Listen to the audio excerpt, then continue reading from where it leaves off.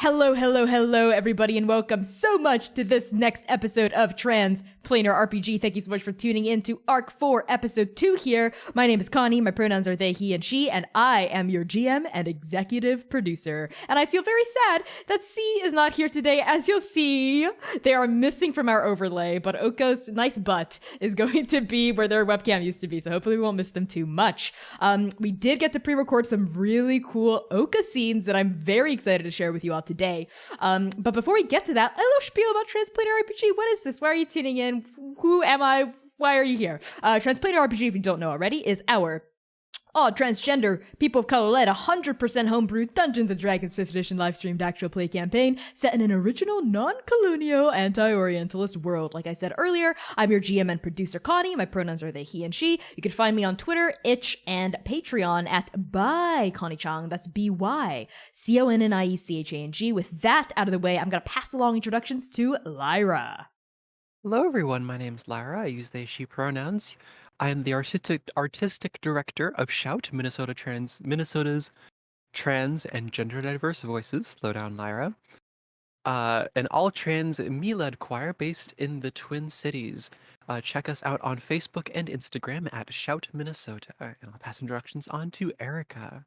Hi, everybody. It's me, Erica. She, her pronouns. I play V-Nog Scherzo, that lovable elf who probably, maybe, just a slight relationship issue problems. Has a little hard time there. But that being said, you can find me at Erica Newgirl anywhere on social media. And you can find me here on Twitch, where I'm currently doing battle as this dolphin named Echo. And that's all I can say about that. I need my time away from Echo. Max, please change the subject before I cry. Hey, it's me, Max. My pronouns are they, them. I am an Echo apologist, and I delight in Erica playing this game. You can find me doing my sewing stuff, my Pride Flag sewing stuff, on Etsy and Instagram at Stitchmonger. And I will pass it back to Connie. Yes, because he's not here. So, hey everyone, as always, a huge shout out to our Patreon Paragons. These are patrons pledged to our highest tier on Patreon. So, as always, we want to give you a shout out at the top of every stream. Thank you so much to Abigail Rytel, Azura, Brooke Bright, Cassidy Barnes, Charos, Chiacres, Cora Eckert, sorry Cora, Lex Slater, Moonflower Tea, Purple Mouse, and Risa. And as always, a very special haiku that I've written in your specific dedication. And count the syllables with me now. You'll get to witness Oka's one-on-one session with me. He. I filled space, okay? Fuck up, Connie. I couldn't think of a 3-syllable word after with me that could end it out. With me, Transplanar. Maybe that's it. So I'll do C's usual spiel. As a reminder, our Arc 1 episodes 1 through 12 are now available wherever you get your podcasts, my friends. Don't forget, polished podcast episodes release every Tuesday from Arc 1 onward. Plus, patrons get early access to all podcast episodes as well as exclusive character sheets and even the chance for your TTRPG OC to cameo in our live stream. So use !Patreon in chat to pledge today. Plus, let's continue to get hyped for Andake Anthologies! Andake Anthologies is a multi-part miniseries that will run alongside our main campaign featuring an entirely new cast and everyone's favorite GM, me, Connie. Volume 1 of Andake Anthologies is the Hound of Mercy versus Mercy's 7 evil exes and all of Andake, featuring the incredible players from Mercy Mercy Me and everyone's favorite reformed murder robot. Episode 2 of the Hounds of Mercy vs. Andake streams this coming Tuesday. Mark your calendars. I'll wait. Mark your calendars. There we go. Tuesday, September 21st at 7 p.m. U.S. Central Time. That's 8 p.m. Eastern and 5 p.m. Pacific. And it will air weekly for 8 Tuesdays. So this is 2 out of 8. Don't miss the rest if you missed our debut, because what a stellar debut. So I'm going to pass things along to Erica. Hi, everybody. This is my favorite time of the episode where I get to thank, on behalf of Transplanar, all the people who donated, whether that's through monthly donating or subbing, gift subbing, cheering, or did things like hosting and rating during Arc 4, Episode 1, and also the premiere of the Hounds of Mercy. Those folks are Pie Sharp, Yikes It's Tristan, Erica New Girl, Chill Acres, Risa, Quintastic, Trandroid 18, Crude Imposter Nightbright, and Dicey Amazons.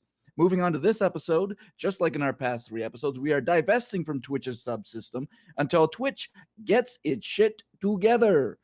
Who knows if that's coming? So instead of a sub goal, we have a donation goal of $200. That's right, we're changing up how we do incentives around here. Instead of having up to 3 personal inspiration points, we're reducing the maximum amount of inspiration a player can earn in game to just 1. If you want to help us out, then check out some of our brand new incentives. At $25, $50, and $75, and then at $100, one random PC will get another point of inspiration. At $125, we unlock our new version of Collective Inspiration, which anyone at the table, including our GM Connie, can use just once before it's gone. And then at $150, we unlock our infamous auto crit, which, you guessed it, anybody can use, including our GM Connie.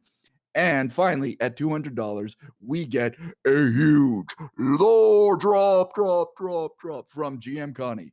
You can use command donate in chat to pull up the donation link at any time. Max, please remind Grandma Erica where we're at in this campaign right now. I will do my best, Grandma Erica. If you ever forget, you can always get to our recap document, revamped, by going to by using the exclamation point recap command in the chat, or by going to bit.ly/transrecap. The T and the R capitalized. Here's what happened by my account. The party, on their way to Dokao, wakes up to find Oka missing and the royal guards hot on their trail. They're able to shake them with some earth and fire magic, and if you ignore the minor ecological disaster left in their wake, they proceed through the Silent Grove without much fanfare. They follow a flock of ravens to the Late Bloom flower farm and boarding house, where they meet Oka's grandpa Hien and the late bloomers, Gwyn, Momo, and Azen. Meanwhile, Oka's having a great time, tied up and being carried off in a palanquin. They free themselves and burst out the door, only to be immediately noticed and lassoed back to their captor. In the tussle, Oka unmasks the captor and finds out they were sent by Queen Mua to bring them back to the slumbering palace alive. Oka's contempt for the captor's battle strength quickly falls away as they are swiftly bonked by one of the 4 flesh constructs that were carrying the palanquin, and they drop like a sack of potatoes. And that's why she's not with us this week. Oka's been written off. Ba-da-ba-ba-da-bum. Just kidding. I will pass it to Lyra for today's episode. Of course. Today's episode of only 3 players. Of course, as always, we take our titles for these episodes from poems or songs written by queer, trans, and or people of color. The title of this episode is A Nightmare Facsimile, which is from A Table Filled with Interest by Anne Gorick. And the full verse reads as follows. A chair is still a chair. A chair is not a chair. A chair is just a chair. Boulevards made of paper, a nightmare facsimile. She even nared the couch legs. A yellow grammar in a year, which is correct. Thank you, Lyra. I highly recommend just searching that poem up and reading it because it's mind-boggling how this poet uses language. It's really cool. It's just, the words are cool. So thanks to some very generous donations, we have now hit 140 out of 200 for the session, which means our collective inspiration is on and we're $10 away from activating another auto crit. We already have it on the board. We haven't used it yet. So y'all better use it or I will. What if I what if I made a hard move and just use it in my opening spiel? We'll see. Okay. So moving on to the session itself. I really have. Let's get started. As a reminder, Transplanar RPG is set in a grim, dark, gritty fantasy world that deals with difficult subjects that can be triggering, potentially, to some viewers. So some content warnings for our campaign and for this specific episode may include nightmares, death, fantasy violence, horror, gore, toxic and abusive relationships, guns, natural disasters, alcohol and substance use, addiction, memory loss, emotional trauma and baggage, self-destructive behavior, bloodletting, cults and cult-like behavior, and anxiety and panic attacks described in detail. As a reminder, you can use !CW in chat at any time to pull up a full list of our content warnings, and !safety to pull up a list of our casts, lines, and veils so you know what subjects we definitely won't discuss no matter how dark things get. So with that out of the way, let's begin. Grandpa Hien's dining room is a humble but well-loved affair. Smooth walls of clay and dirt keep the place cool in summer and warm in the winter. Light cuts through the windows in these perfect rectangular slats, illuminating floating motes of dust. Scrolls of effortless calligraphy hang from the walls, displaying traditional idioms and lines of original poetry. A large painting dominates the north wall. In it, we see a field of colorful flowers blooming along the banks of the Biyan River, while the mountains of the Silent Grove rise like emerald heartbeats beyond it. A poem hangs next to the painting, which reads in two, "Late blooms bear bright petals." Grandpa Hien hunkers at the head of a large, squat dining room table, using his chopsticks to ferry food from communal dishes in the center of the table into the bowls of his beloved late bloomers. He picks up a chunk of steamed fish, drops it onto Mao Mao's rice. He picks up a ladle and ladles chicken broth into Duin's bowl. He scoops bok choy after bok choy after bok choy into Azen's dish until the tiefling pulls his bowl away and insists upon Grandpa Hien, "You gotta eat too."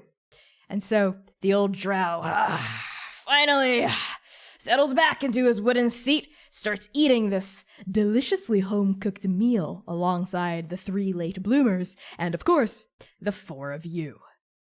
Manaia, Dewey, V, and V's girlfriend, Rev. The four of you sit around this dining table, scarfing down a delicious lunch. There's something for everyone here. Fragrant mushrooms and vegetables, tofu simmering in spicy bean paste, steamed fish, chicken soup, stir-fried tomato and eggs.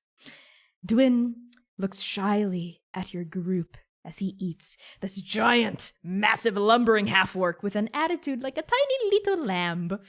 A smile cracks open his pumpkin-shaped head.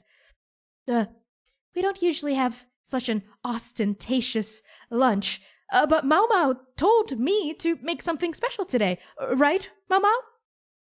And at this, Mao Mao looks askance at your group, her dark brown eyes peering through these long, straight black bangs that hang in front of her face and are like currently dipping into like the liquid of her soup. As she mutters, "I had a nightmare about a hungry frog in a well. If we didn't feed it, then..." And she just shudders and stops talking. And Azen, the tiefling, the brown tiefling, chimes in with a mouth just full of mushrooms. "We've learned to heed Mao Mao's nightmares in real life, because they tend to come true." What do the three of you do? Well, we better save some for the go. Or for the journey, if we made any frogs on the way. It's not usually so literal. All the monsters and things I see in my nightmares, they're facsimiles, they're metaphors. And it takes a skilled interpreter to know what they really mean, but I'm not. Hey, Momo, it's fine," says Dwin, like turning over and putting a big orcish hand on Momo's back. "Hey, just breathe, okay? It's okay. We're here, we got you." "Yeah, I know, falling asleep every night is agony." I can relate to that. I've been having nightmares ever since this whole thing went down, but luckily you have here before you some folks who have dealt with some very nasty monsters, and we've always come out on top. So I think you're very protected as long as we're around. "Oh, really? Monsters? What kind of monsters?" And at that, Azen lowers, I think they were like simultaneously eating with one hand and still trying to look cool with like the other hand propped behind their back, like behind their head. So they like lower the other hand. Finally, they lean forward, like rattling some of the chopsticks on the table, and they like look at you with these like bright eyes. "What kind of monsters? Huh? Oh, have you guys been attacked by those like hand things that have like mouths on like the inside of the hands? Or what about those like little like featherless, like they look like chickens, but they've got like teeth. Have you seen those? I think so. Manaia, you, what would you say? What were some of the best monsters we fought? As much as I would love to regale our stories, we are, well, eating dinner, and I don't think such conversations are suited for over meals. But Azim, I will tell you later, I promise. All right, that's a promise you shouldn't break. I love hearing stories about daring adventures and dashing heroes fighting back monsters and holding back the dark. That's what I wouldn't give to be a hero in those stories. Well.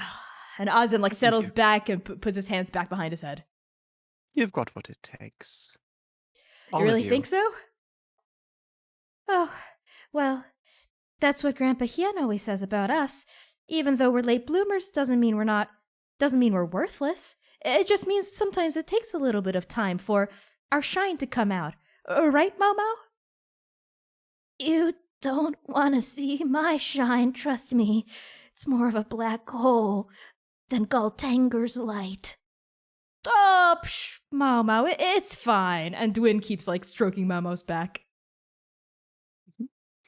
Well, if it's any consolation, V, how old are you? How long did it take for you to come around to being a decent person? Wait, I'm a decent person? Yeah, some would say it hasn't happened quite yet. I would say Okay, that Dewey. V's What in the Dewey? middle of a transformation. Thank you, Raps. But Dewey, our friend Dewey here, you should have seen him a few months ago. He wouldn't take a rock to any of these creatures we fought, and now he's heroic. He does incredible feats. Which is why I'm the worst person to ask about our monster escapades. Once we get you and Oka in the same room, Azen, you'll have something to talk about. I'm sure they're happy to talk about. Right. Oka, we're big Oka fans here. Well, we sure are. As I always told the late bloomers, the reason why I founded this boarding house in the first place, you see, was to honor the memory of my grandchild, who I thought for all these years must have been dead. But finding out that they're not only not dead, but they're here, back in the kingdom, is just... it's a lot to take in. I hope you can understand. What's more than that? Well, everyone's saying that Prince Makoya Hien, committed treason, and that on the night of their execution, they escaped. Which is even worse than just being executed, as you know. It's a massive... well, to dodge the Emperor's orders like that just further solidifies the fact that they're treasonous to so many people. But hey, and Dwin looks at Mau Mau, looks at Grandpa Hien, looks at Azan. We're in no position to judge. I mean, who hasn't made mistakes, right? We here, in fact, we want we want Oka to shake things up. Not just in Tulong, but outside of Tulong, in Dokao, in the slumbering palace. Because if Oka's alive and Oka's here, and maybe they can, I don't know, maybe they can help make a Tulong where everyone can be accepted. You know? Not just the success stories or the amazing heroes. Well, I don't mind being worshipped as a hero if we get to that point. Seriously, Azan, let's be realistic here. Not just amazing heroes and paragons of yore and whatever, but everyone. There's no shame in that. A society where everyone fits in and is appreciated for who they are, not what they could be. And I guess that's why we're unofficially kind of the Oka Hien fan club here. Jeez, I've always wanted a fan club. Didn't you make one back in the chrysalis? we don't talk about that anymore, Rev. I thought we talked about this in the tent. I know. couple You're right. I'm sorry. I just low hanging fruit. You know, it's just right there. Anyway, listen, when we find Oka, I don't want to spoil anything, but their stories may not include some monster hunting. Seriously? For real? Yeah, Oh my God. Oh, actually, the stories they've they're a been giving us monster there. hunter. And I think like all of you sort of like chime in about like how Oka like has hunted monsters and like was part of like maybe like one of you even brings up maybe like the Hounds of Mercy, like the monster hunting group they were with until they found y'all. And like I think Azen and Momo and Dewey all listen like rapt as you like tell them some stories about Oka. And like when that dies down, I think at this point like lunch is starting to wrap up.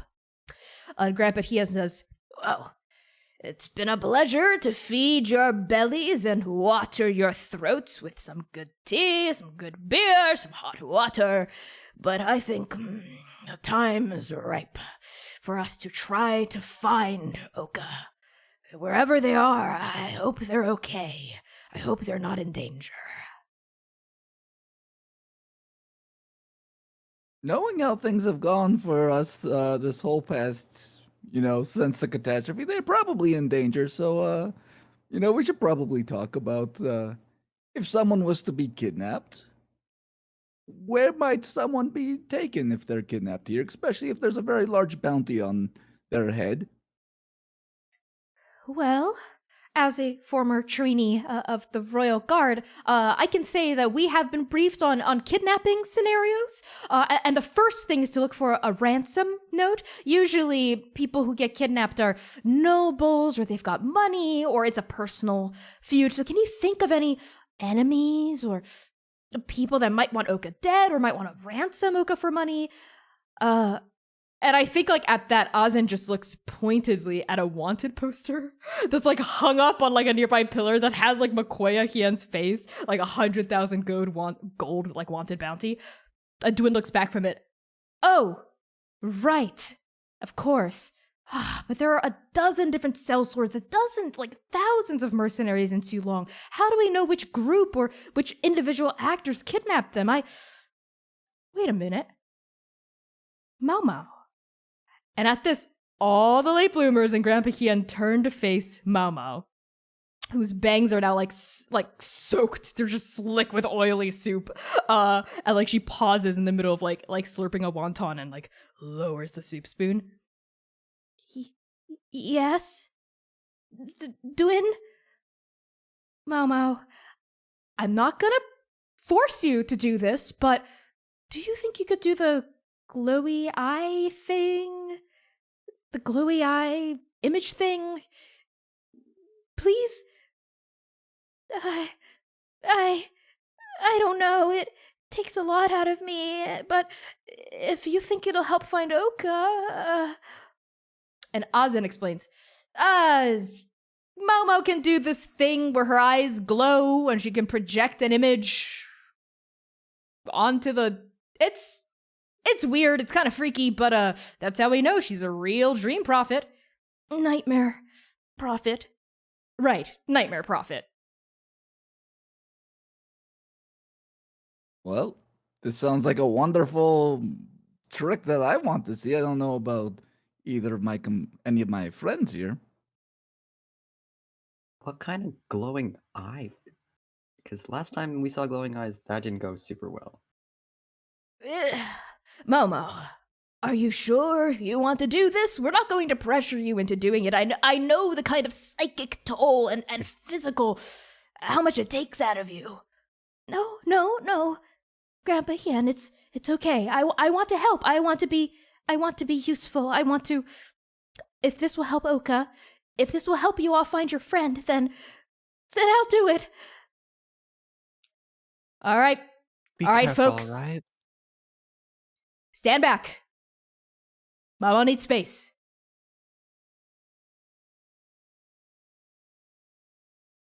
Yeah, I mean, V slowly get up and... Yeah, I think Dewey like pulls the table back, so there's openings for Okay, Mamo stays seated. Dewey sort of gets up. Azin, like, they, like, sort of, like, stay at, like, the edges of the room. Dewey sort of, like, places, like, two big, gentle hands on, like, Momo's shoulders and sort of, like, calming her down and, like nodding, like, down at her and, like, whispering these, like, words of affirmation, you assume, like, into her ear and, like, you got this, Momo. It's okay. You can do this. Just breathe, okay? Okay, just breathe. Just breathe. And all of you feel like wind starts like a billowing around in this room. Like unsecured napkins start like fluttering off the table. Like a few chopsticks roll off onto the ground. Like the shutters start to like bang against the windows. Like the various scrolls on the walls start like billowing. Like a miniature tornado is slowly starting to kick up.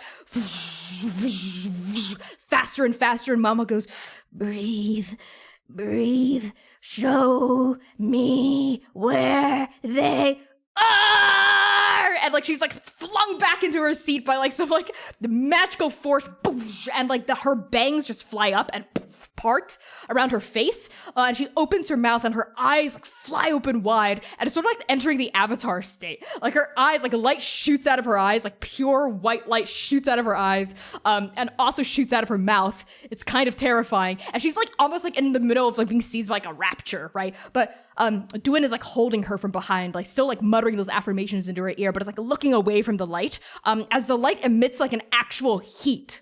Like you get the feeling that if you were directly standing in front of it, it would burn you. And the light just sort of like coalesces into this like glowing like globe of just like pure energy in the middle of the room. And then within the orb, as though it were like a crystal ball you were looking into, all of you see an image. You see an image of Oka. And they're tied up. And they're slumped, their head sort of like slumped against their shoulder. They have a gag in their mouth. And they seem to be, you see the interior of like what looks to be a palanquin, right? Like just sort of like bobbing along. There's no sound. It's just sort of like a silent image, right? In the middle of this floating orb of light, like Oka's just sort of like bobbing, like their heads like lolling around on their shoulder. You can sort of see these like beautiful lattice windows and this beautiful woodwork is just sort of all around them. So whatever kind of palanquin they're in is like of like noble make at the very least. And all of you sort of like hear Grandpa Hien shout over the roar of like the wind that's like blowing around inside this dining room. Where are they taking them? Mao Mao, please, dig deeper. And you see like the image shudder, as though like, if it were like on a projection screen, as though someone was like quickly changing the slide, as it shudders and judders out of existence, and then another image filters in, and you all see like the top spire of the slumbering palace of Dokao, the capital city of Tulong. And it's like trying to push into a specific room, but then Mama goes, I can't! And like all of the wind just dies down. Like the light just explodes and like hits, like wherever the light like hits, it like scorches into the wood. Like scorch marks like burn on the mahogany, and like Mama just like settles back into this wooden chair. And like Dwyn is there. Dwyn is like, you're okay. And like Azin comes out of nowhere with like a blanket and like puts it over like Mama's shoulders. And there's just, this seems to be like, they seem to have like been used to this happening. Like this seems to happen not in often. So they seem to have like a procedure for what they do when Mama does this. They're like put this like hot cup of tea in Mama's hands, and Mama's going, she's sort of like muttering indistinctly to herself. They're all talking in two and like calming her down, and the breeze starts to like die down. Like the scrolls stop flapping against the walls. They settle back down flat against the wall. Oof. Like a dumpling, like the last thing that happens is like a dumpling rolls off the table and like falls onto the ground. What do you do? Should we have done that outside?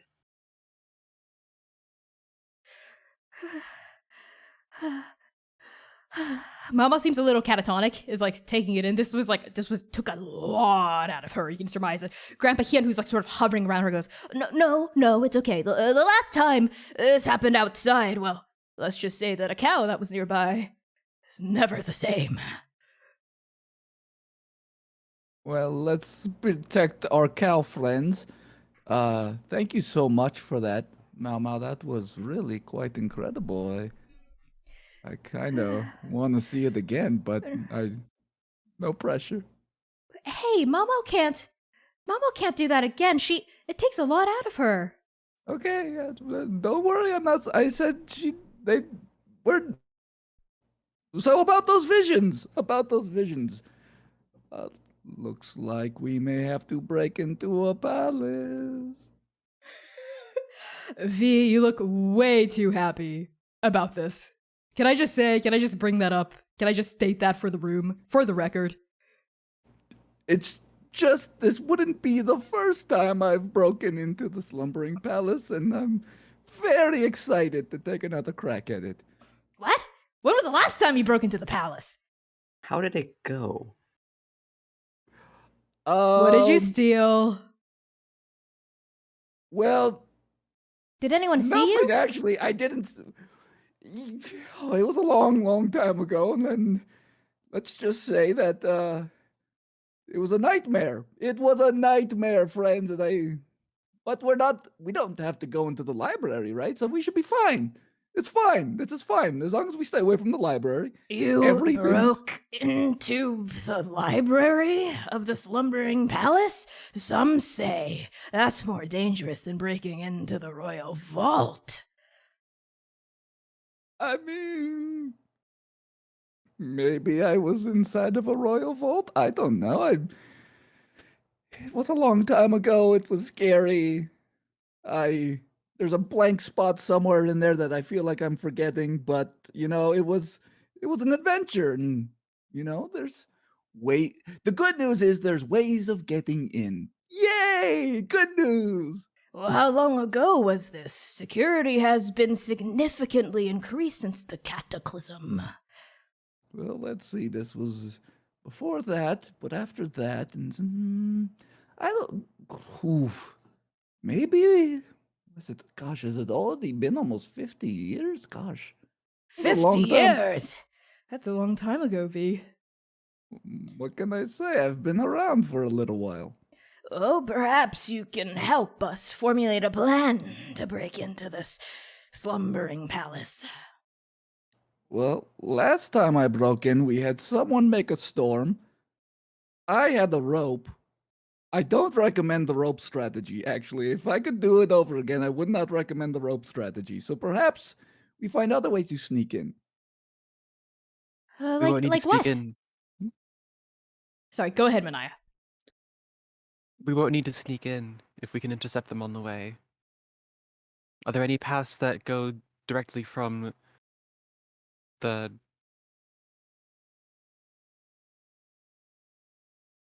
Sacred Grove? Silent Grove? Silent Grove. Are there any paths that go from the Silent Grove directly to the palace that we could scout out? Well, there are many. All roads in Toulon lead in and out of Dokao. They come from many directions. Can we catch them?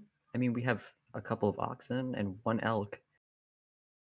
The the vision didn't show me where the palanquin was. It just showed me where it was headed.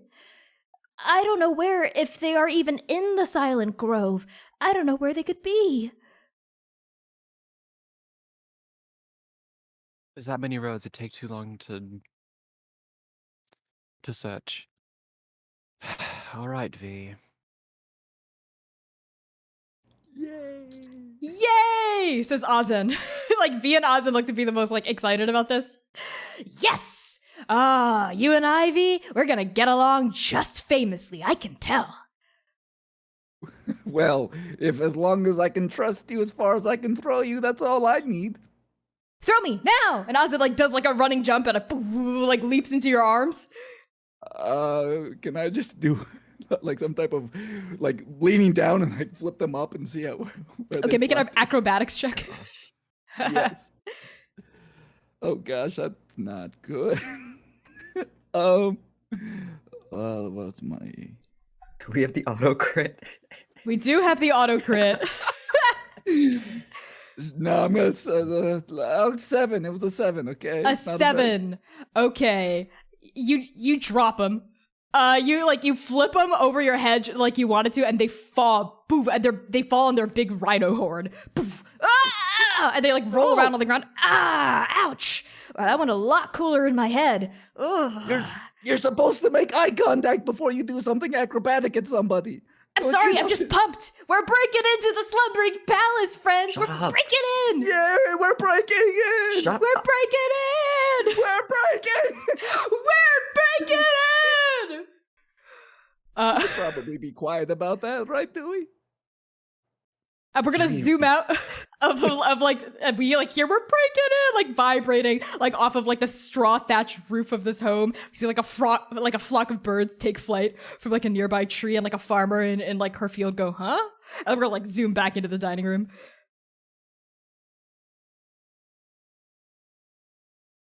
So, thinking about the plan, I do have the ability. I've been practicing some magic. You know, I used to be able to disguise myself. I can disguise all of you. I did it back in the forest, but things were a little wild. I don't know if you noticed. But we could disguise ourselves as not us. I don't know. I'm a paragon, so people might recognize me. I should probably not look like me. But I don't know if anyone else here would like a little bit of a disguise. Hold on, what? You're a what? Dang it! Nice going. Nothing. You heard nothing. I'm a liar. I lie about everything. You shouldn't trust the word out of my. That was my first test. You failed. I lie a lot, and you failed at catching the lie. Okay, make a deception check. V. Can I use the auto crit? Yes, you can. Yes, you can. All right, autocrit is off the board. Nat 20 deception check. Okay, what are the modifiers? What's the total? The total. Well, that's one of my. So that's. My gosh, yeah, that's gonna be a 27. Oh my. A 27 deception check. Hey. Like a silence Yep. settles over this dining room. Like you hear some chickens outside, like squawk right in the silence, and oh, okay, oh right, oh, because we thought you weren't joking at first, and then like all of like the late bloomers like all settle into it. They like buy it, right? But Gwyn turns to Mao and says, "Oh, but speaking of paragons, Mao, you had that strange nightmare the other day, didn't you? Actually, just 8 days ago." I did. Saw 8 horrible young sure just in a crimson sundered battlefield fighting against some sort of terrible monster. There were eyes and wings everywhere, and I had a feeling I wasn't supposed to see this, but there were 8 of them, and they looked like they were on their last legs, and just metaphors. Don't worry, it's just another one of those metaphorical dreams that Mao has, says Azen, reassuringly.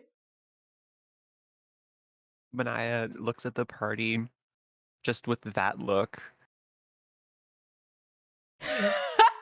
Okay, But you saw 8 of them, right? Uh-huh. Yeah, 8 of these. I call them Jiangshi because they looked, well, they didn't look great. They looked a little pallid. They looked like a couple of them were bleeding. They looked like Okay. they were on their last legs. There were 8 of them, yeah. Why? Do you know something? No. Sidebar with my party. Dewey like turns away from the table and like spreads his wings and it's like, Manaia turns around with Uh, a huddle up thing. yeah. Rev, as you spread your wings, Dewey, Rev spreads her cape. And I think her like wingspan is like double your actual wings, right? And she like throws it over the party. V, before like going into the huddle, is like, I'm sure it was fine. It's just a metaphor. It's just, oh my god, what are we gonna do? Should we What come if she's a clean? paragon? If she saw 8 of them, she wasn't one of, because our dreams have all been, my dreams have all been in first person. Right. True. This is very true. I don't know much about Long, but aren't dreams supposed to predict the future? This would have been the past. Dreams, here in too long are supposed to be prophetic in some way or another. It could be predicting the future, it could be showing lucid visions of the past, could be omens, could be warnings, could be a sign from the gods of something you must do. Priestess training comes in handy. Thank you. It's just a metaphor. We'll be fine, right? Right? We don't know if we can trust them yet. Not fully. They seem pretty trustworthy to me. At the very least, their seem- love for Oka seems genuine. I don't know if we can trust them with everything quite yet. That's fair. Yeah, we should be careful about who we tell about our true identities. It might be a little too late for the championship, given the fact that Bloodthirst's Mist showed everyone in Rosso everything, but news still hasn't reached too long, it seems. Makes sense Hopefully because with of the the- Dream Shield.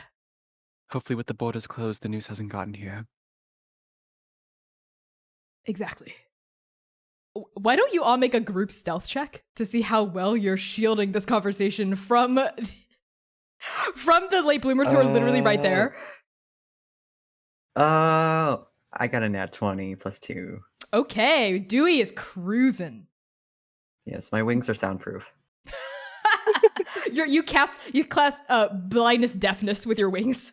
Like I'm blinded by the beauty, the majesticness of Oh my god. the wind. I got a 14. okay. Manaia. Oh boy. It's a 5. Are you rolling Okay. that ones again? No, I have a +2 to stealth, and I've got a 3. I think what a 5 means, Manaia, is like the late bloomers overhear one thing that you do not want them to have heard. So because Dewey got the highest, I'll let Dewey decide what it is.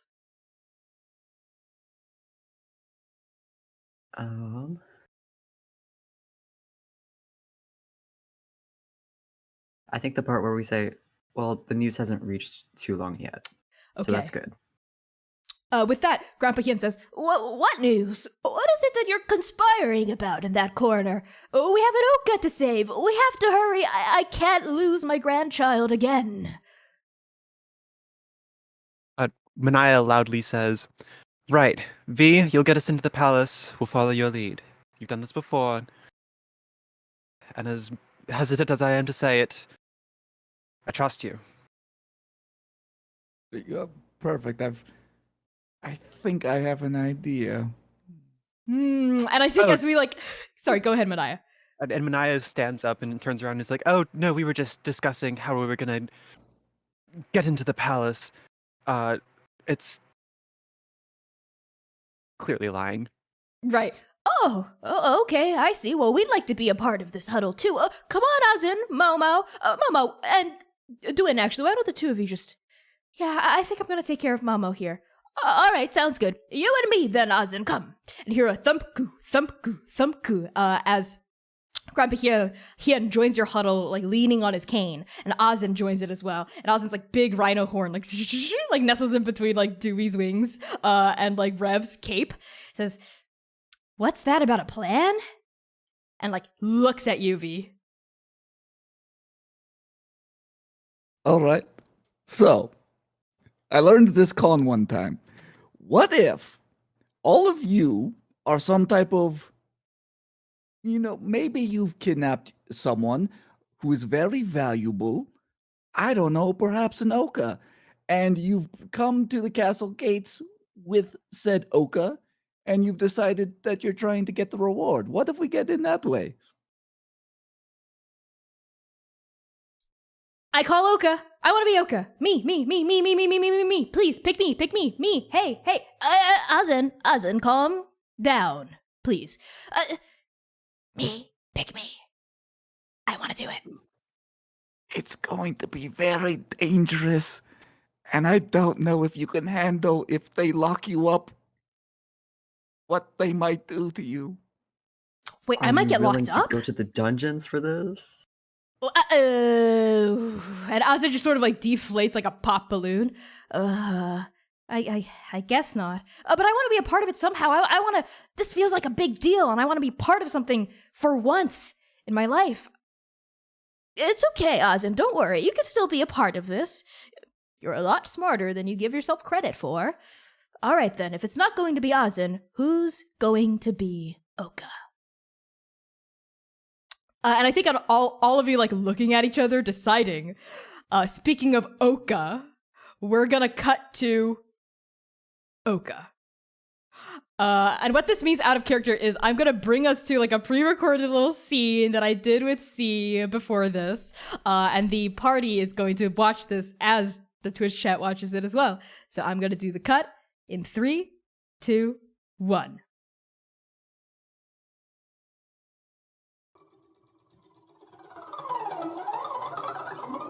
Oka, you stand in the middle of a broken, blasted battlefield. The sky is a terror of sundered stars and crimson light, leaking from thousands and thousands of eyes splayed open across the atmosphere above your head. Thick globules of red tears leak from the eyes, falling in darkened orbs through the sky until they splatter onto the ground and breed monsters. Twitching, snarling monsters, fleshy minions with rending claws, glitching shadows made of hands, vile creatures rippling with layers of teeth like the spines of a porcupine. There are more of them, countless, spreading across the veil like nightfall. Everything is coated in red, and your mother-father faces you. She grips Dream Hunter in one hand, the longsword passed down from emperor to emperor, whose wielder is recognized as the rightful ruler of the Kingdom of Tulong. She's draped in elaborate robes of the deepest blue, lacerated with strands of silver thread. She's wearing a mianguan, an elaborate headdress reserved only for extremely important ceremonial rituals. You've only seen her in a mianguan a few times in your life.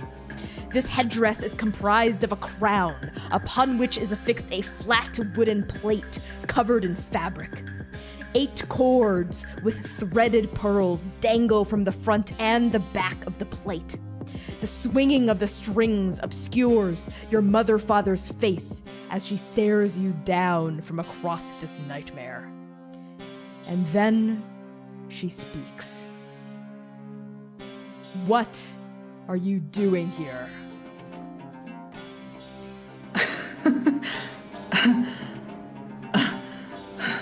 Oka feels the spot in their chest where there should have been a stab wound.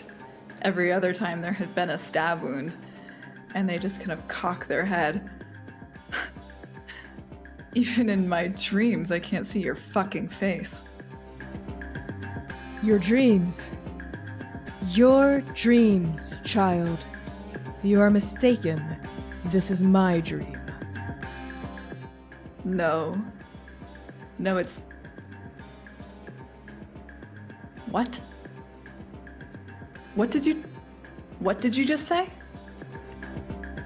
This dream, this nightmare of the stranger war, a forgotten battle between the paragons of yore and that thing that invaded Andake a myriad ago, this past prophecy reaching across the ages to us. This is my dream. This is my curse. This is my nightmare, child. What are you doing in it? You have it all wrong. This is my nightmare. We've been dreaming about this since the cataclysm. This doesn't belong to you unless...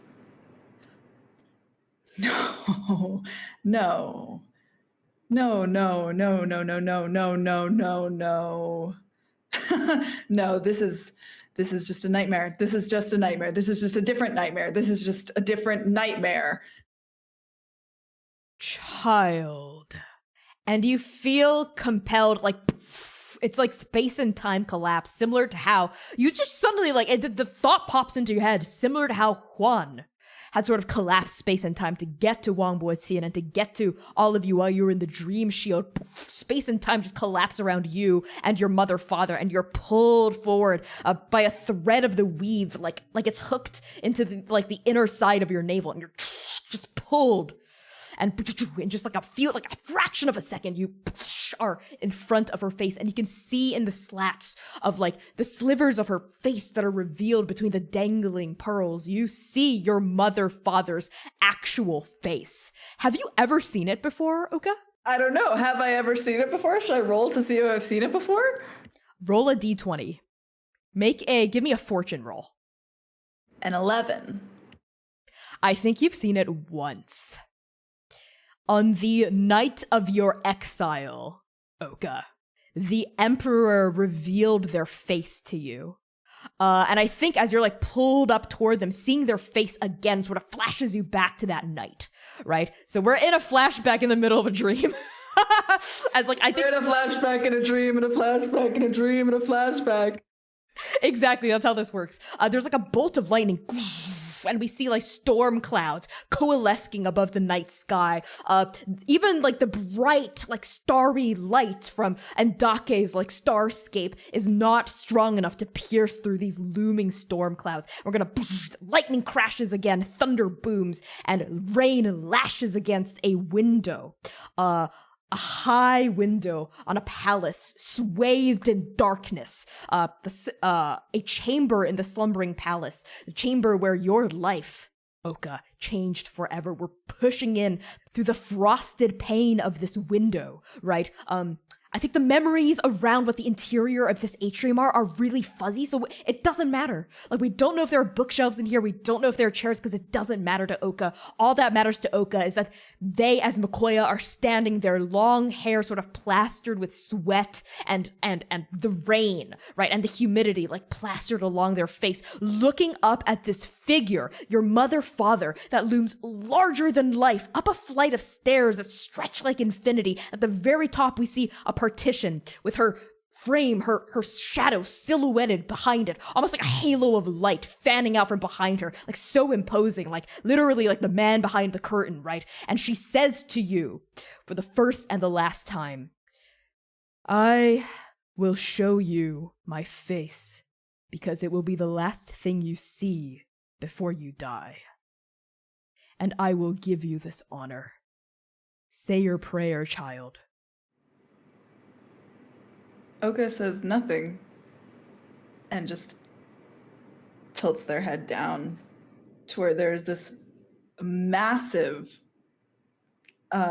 it's not right to call it a scar because the wound is still fresh, and there is gold, red, black blood all down the front of their shirt, so much of it just spilling out like they haven't changed.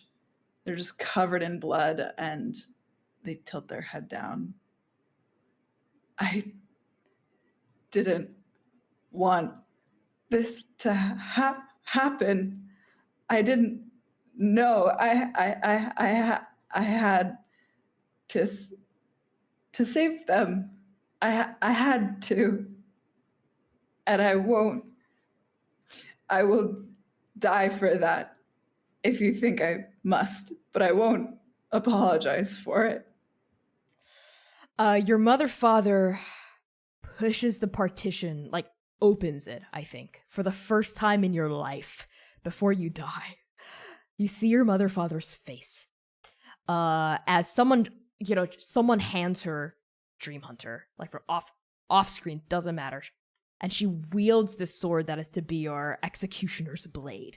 Like, you see it glinting, like every single one of the 8 runic characters lighting up, bing, bing, bing, bing, bing, bing, like along, like the silvery length of this long sword. And she's like holding it aloft, and maybe like your eyes are, how are you, like, are you looking at her, or are you like bowing your head in like acceptance of your death that is to come? I think it's the sound of the blade unsheathing. Like, there's some kind of instinct there that like forces Oka's eyes up, even though they had been kind of tucked down, crying still, like tucked into themselves, full of so much pain. but the sound of a blade draws their attention, and they look up, and it looks so far and so close at the same time. And as you look up at this blade glinting with the last light you'll ever see in your short-lived life, your eyes lift to the face of your mother-father. And there's another bolt of lightning, a roar of thunder, boom, and you're knocked back into the present, of this nightmare landscape as you see that self-same face through the gaps of the strings of pearls in this like ceremonial, beautiful, emperor-only headdress. And you see a human person with a face like it's been chiseled out of marble. It's hard, unrelenting, and beautiful. And she has one pupil in one eye and 3 pupils in the other. So fucking stressed. And your mother-father, the Emperor of Tulong, after having dragged you close to her and looking into your eyes, says, "Huh.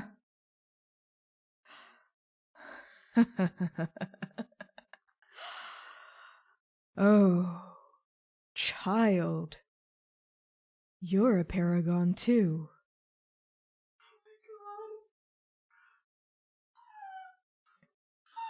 And the dream ends.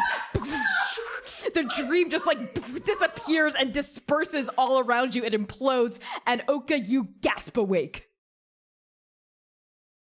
And we're back. We are back from that lore drop pre-record session with C and I. And I think on that, we're going to cut to a 10-minute break. We love you all so much. I'm going to give my players also some time to take that in because that was their first time watching and listening to that as well. Be back in 10 minutes. Enjoy the fan art reel. Thank you to everyone who's donated so far. We are so grateful. We're $10 away from our next auto crit. Erica just used it, so we are ripe for another auto crit. We'll be back. It's 4:02 here, so we'll be back around 4:12 or so. We love you so much. Shpeesh. See you soon. Hello, everybody. It is so good to see all of your digital non-existent faces in the chat yet again. Welcome to part 2 of Arc 4, episode 2, A Nightmare Facsimile. And yes, I did say the title in the first half of the stream, so if you missed it, go back and watch the VOD. Before we hop right back into things, a reminder about content warnings for this episode and our campaign in general.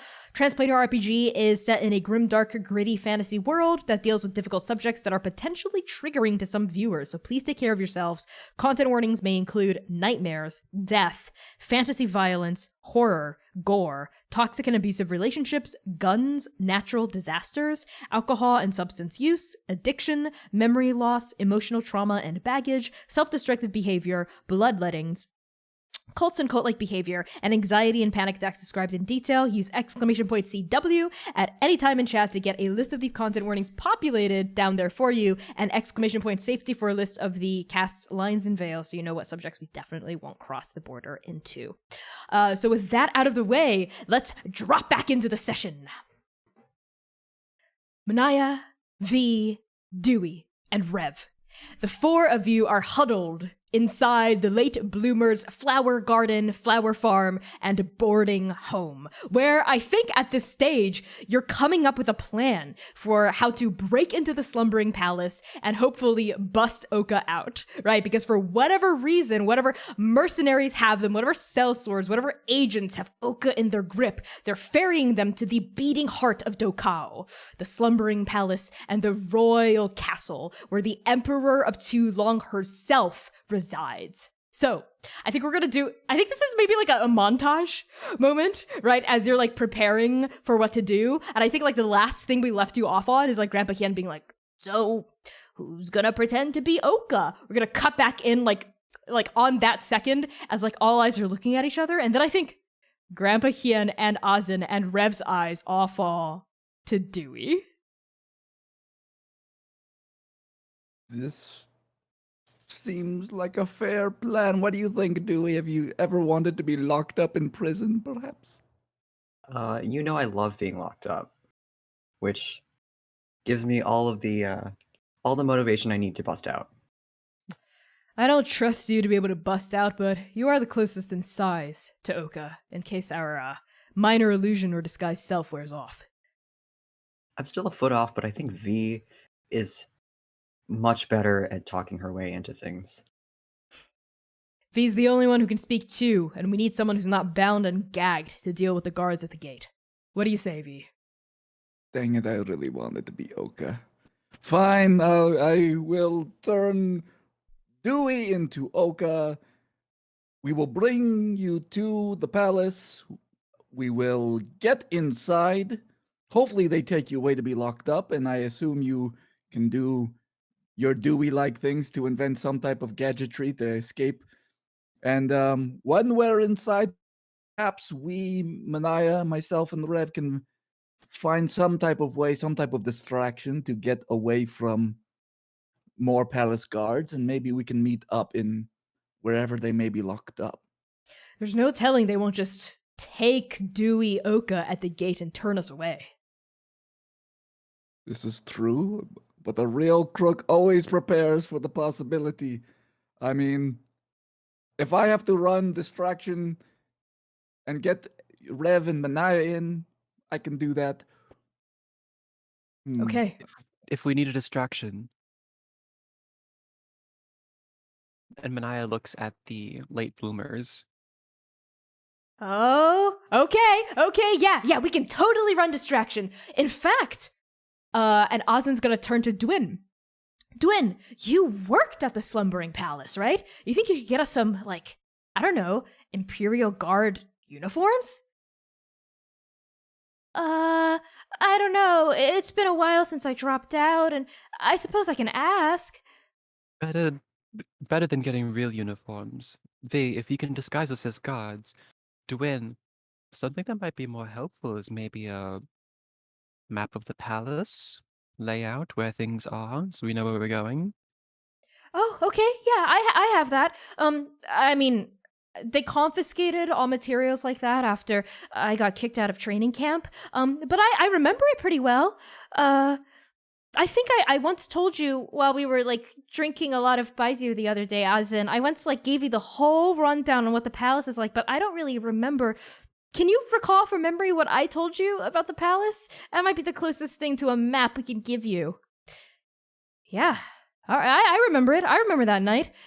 Don't worry, I may have been a Imperial exam flunky, but I was still smart enough to take the Imperial exam in the first place. I'll draw a map for all of you. But how are you going to get in if they turn you away at the door? Well, if I know V, she is very insistent on getting her payment for things. Yeah, if I don't get paid, I'm not leaving. And if they don't let me in... None of you were at the Chrysalis when I ran a distraction there. So perhaps that will be the perfect distraction. I thought we weren't going to talk about the Chrysalis, V, and what if they do pay you? What if you get 100,000 gold pieces placed in your inventory for bringing Dewey Oka in? What then? It'll take them a while to bring it out. It's true, that is a lot of gold. We should probably bring a bigger wagon. So we're actually going to take the money and give them a fake Oka? Why not do both? We can accomplish many things with one mission. It's finally, the score of my life is finally coming through, and I don't even have to try. I don't want to be Oka anymore. No, this will be fine. This will be fine. No, look. And we do like a montage cut on like Dewey's face being like, I don't want to do this. And we're going to like cut through how y'all are like preparing to break in, your contingency plans, etc. I think like Azen is sort of fretting over you, Dewey, and is like making these like tall wooden sandals that will like elevate your height. So like minor illusion or disguise self or whatever will like be even more sellable on you, and it's like trying to like measure your talons and like it's like drawing it out. And we're gonna cut to Azen also now like splaying open this like a long sheaf of parchment like along a table and like trying to recall the map from memory that Dwyn told them one drunken night, and is like drawing it out with like surprising, it seems like surprising like depth and complexion. Like, this is actually a pretty good map of like the palace grounds that Ozin's just doing from memory. And now we're gonna cut over to Dewey. So Dewey, now that you've got these like big clunky sandals on, how are you also preparing to be Oka? Are you trying to like make some artificer infusions that you can like sneak in, etc.? Because presumably you will be searched and stripped of all equipment. How do you strip search a minor illusion? Exactly. So V, what kind of a spell is it? Does it actually change? Is it like a polymorph or is it like an illusion spell? It's an illusion spell. Okay. They would have the person examine. Oh, it's if Dewey gets inspected, they have to. The person inspecting can roll. I have to see which. Investigation, I'm assuming. Yes, and it would be against my DC of 15. You know what? Okay. Oka loves to hang out without a shirt on. If I don't look like I'm wearing anything, what are they gonna do? This is true. You know, I did when I was Oka for a day. I put on these little booty shorts. They seemed really popular. They seemed really fashionable. Maybe we could just put you in some shorts. They might still pat you down, and what will you do if they find out something's out of place? Please, this is the life of my grandchild you're talking about, and your friend. We have to make sure this plan is airtight. Look, if things get real bad, if we're at the door and things have been discovered immediately, we're just gonna have to force our way through the gate and run for it and try to save Oka. The best plans are just to push past and go for it, friends. Sometimes you have to improvise. Oh, okay.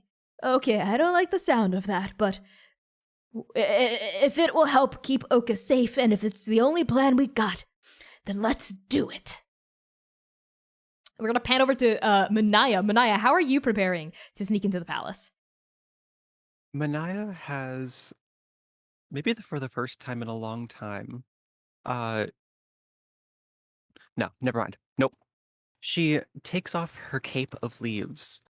And I think as she takes it off, the leaves start to wither a little bit.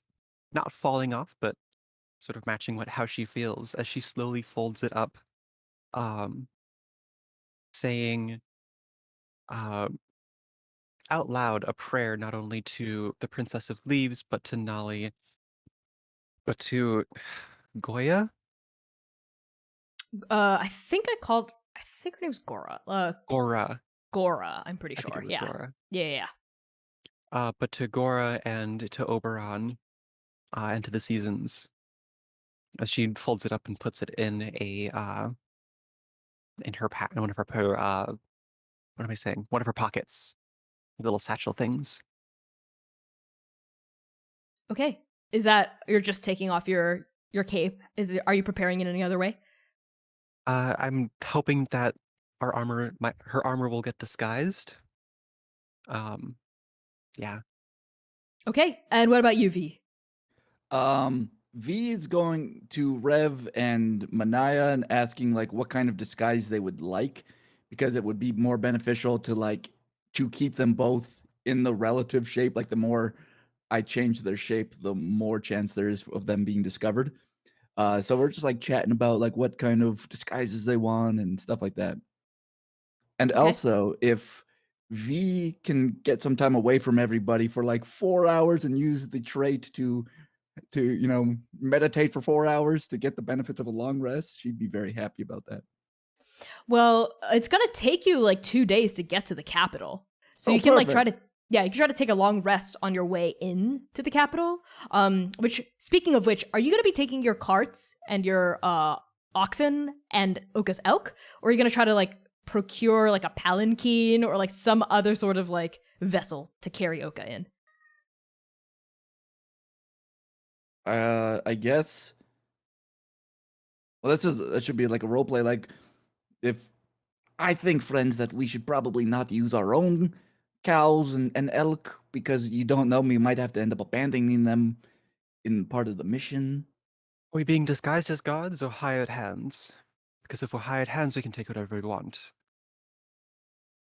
I think once we're in, if we get in, we could find some place to disguise ourselves as guards, but I think we need to come as mercenaries to try to get this Oka locked up. In that case, we take the cart. We leave the elk, though. Too many people know it. Sounds good to me. Dewey, are you gonna chime in? Do you have other thoughts? No, these cows are generic enough, I suppose. Right? They're quite beautiful, though. I would hate to abandon them. Are you talking about cows? There was that vision-blasted cow I mentioned earlier. Perhaps that would be a good fit. Here, let me show her to you. And Grandpa Hien, we're gonna cut outside to like the farm, where like Grandpa Hien sort of like leaning on a cane and like grazing in a field. You see like it was like a pure black heifer, like a cow, but like there's like a big white spot on like just one side, and like as the cow's like grazing and it looks up and it like looks at the four of you, you get the sense that it like understands like what's happening in a deeper way than a cow should. This cow is very unsettling to me, and I like it. What if, friends, if one of you others could have our cows ready to go as an escape wagon? It's not a bad idea. So just you and someone else as a hired hand with Oka and a wagon. I can be hiding, perhaps with you, Azin, and you, big fella, Dwin. We could be hiding, slinking along. I could cast invisibility on us. And we could be a contingency plan, a backup plan, an escape route. I like the sound of that. Okay, I like the idea of being invisible. I was told in no uncertain terms that if I tried approaching the gates of the royal palace again, I would get thrown out into the pigsty. Well, that would be definitely a problem, so maybe we should, you just keep out of sight, but stay nearby with our getaway. Damn, Dwin, how bad did you fail this training session? My captain said it was the worst thing she'd seen in her 314 years of living. That's pretty bad. But hey, you're a late bloomer, so bloom late. Thank you, Rev. I appreciate that. All right, are there any other, as we cut back into like the dining hall, are there any other last minute preparations? Specifically, Dewey, are you gonna go in unequipped to maybe like help with that investigation role that the guards are inevitably gonna like do upon you? Or are you trying to go in like strapped and loaded regardless? Like how heavy's your loadout here?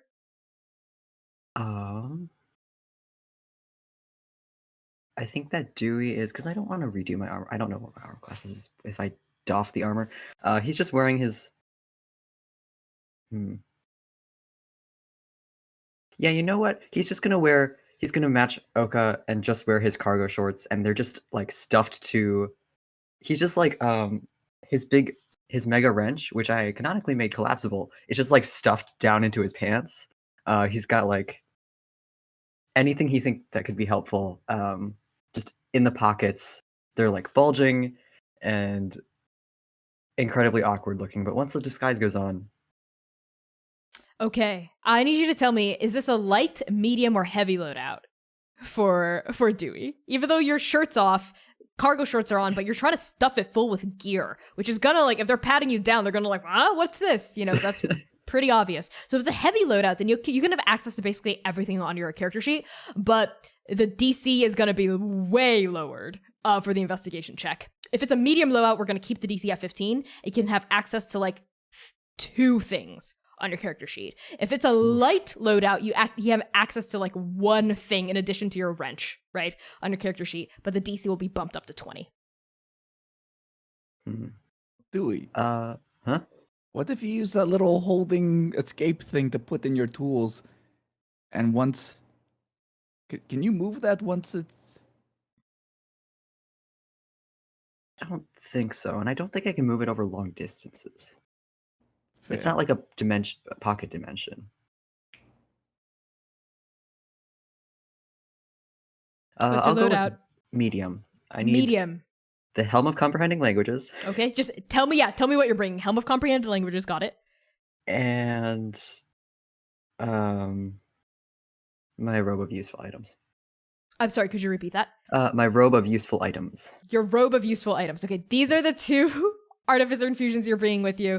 So V, tell me what it looks like as you like dress up. Maybe do like a test run as Rev and Azen and the other late bloomers are like getting your wagons ready, like outside, right? Let's say this is like the evening of the first day. The sunless sky, the light has sort of faded down, and now like darkness is starting to paint over the atmosphere, like a giant's holding a calligrapher's brush and just painting it down in one fell swoop. And you can start to like, you see like little like lights start to light up across the valley and on like the slopes of like the hills in the distance and the mountains, as people know by now. It's been like several months into the cataclysm to ward off the shadow beasts, to light up light, right? And to like put torches outside your porch, etc., and be very on guard. So you see these little lights start to spackle the dark side of the mountain, like so many little glimmering jewels in the distance, as inside V casts this disguise spell on Dewey. So describe to me what it is and what it looks like, V. So this is my seeming spell, and V is going to take actual rope and like tie up the hands and feet a little bit, and like is walking around like measuring with her hands. All right, are you ready, Dewey? You better know what you're doing. On the count of 3. 1, 2, boom! And she like snaps her fingers, and there's a big flash of green smoke all around Dewey. And when it kind of clears, it's Oka in just some sparkly booty shorts, and maybe a little bit like, I think V tried a little too hard in this practice run, and kind of resembles perhaps what vampires in Twilight looks like when they're in the sunshine, when they're in the light. Like it's like a little bit sparkly. Oka. I'm not going to perform. I'm not going to be on stage. Can you make me less glittery? God. Can it be a little more grungy, V? This looks like Oka's coming out of a steam bath. I mean, maybe we treated Oka nicely. Fine. Close your eyes, Dewey. 1, and there's another flash, and it's like, yeah, now it's like, it's muddy. There's like a black eye on one eye, maybe a little bit of dried blood out of one mouth, and just looks like Oka's been through some things. Is this Oka also shirtless and in booty shorts? Oh, the booty shorts they're canon, okay? Those are not going anywhere. Listen, as attractive as Oka looks right now in those booty shorts, I don't know how suspicious it would be, V, to the guards for this to be the exiled prince we're bringing in. There is a history in the Raven's Court. There is a history of Oka being around in booty shorts. I'm sorry, this is how I imagine them. You're talking to me. You're talking to me, the paragon of the Raven Queen, about the canon of the Raven Court. Dewey in Oka's voice is like, during the fight, I flexed my butt and my pants came off. Look, there is Oka's fiance has seen Oka wearing these booty shorts. Sure, Listen, Oka has a fiance? They're underwear. They're underwear. All right. We took off their pants because they were carrying too much. Yes. They were lost in the scuffle. Wait, I'm sorry. Can you repeat the bit about my grandchild's fiance? How'd you know about Halo? What? Sorry, what? What? Well, Oka's fiance. Well, obviously not anymore. Not for 7 years. Now she's engaged to that horrible Prince Moore. Wow, we're learning so much about Oka. Okay, fine. I will be truthful for once in my life. I had to go on a date as Oka back when we were, up north, and I maybe have gotten Oka engaged to a very nice sailor, okay? They're very lovely. They're a wonderful person, but they're not going to get married until all of this is over, so there's nothing to worry about. Don't What? worry, V. I remember we had a talk about that date you went on. Can we backtrack to the fact that Oka has a fiance? How many engagements does Oka have? These are the real questions, not what I did. Just the one. Oka was, well, when they were Makoya, they were engaged to be married to Halo, dream prophet of the slumbering palace. Yeah, everyone knows about Halo. Everyone loves Halo, says Azen, who's sort of like, I think, like eating sunflower seeds, like cracking the shell, eating it, and like spitting it into like a, sometimes missing, mostly missing, into a bowl, like on the dining room table. And I think like the doors are like flung open to like entice like an evening breeze before it gets like too cold for winter, right? Like this is a particularly hot autumn evening. And Mao Mao, who has recovered by now, it's been several hours, is sort of still swaddled in a blanket, like huddled up next to Azen, and says, Halo is, you know how I get these visions? Sometimes, and sometimes I may or may not blast the people around me with these visions. Well, Halo's like me, but she's, well, she can control it. And she's a lot better at it than me, and I'm cursed, but she's blessed, and and Mama just like settles back into her blanket. Sir, Mr. Hien, with all due respect, we need to know everything we can about Halo. If we have a possible ally within the palace, that could be a game changer. What happens if I run into her? Oh, dang. I didn't even think about this. Well, I suppose then, Dewey, I'll have to tell you everything I know, and by extension, everything the people would know about Prince Makoya Hien's relationship with Halo. And I think at this, like, he's like gesturing for you to come in and like sit down and like settle around this like little like fire that's going in like a hearth nearby. Come, Sit. And gestures for the three of you, including Rev, to come and sit down. Dewey shakes off the... Can I shake off the illusion? Or does only V have control of that? Only I have. Oh my Please. god. Please, I don't want this man to talk to to recount his grandchild's history to a vision of his grandchild. Fine. And V like takes a deep sigh, and like on the exhale, it almost like just melts off like rainwater. Thank you. And yeah, you're welcome. See, I'm a good person. sit, Decent sit. Person. Okay. A long, long time ago, before the cataclysm, back when the world was whole, there was a prince by the name of Makoya Hien, and there was a dream prophet by the name of Halo. This is a love story, but it is also a tragedy.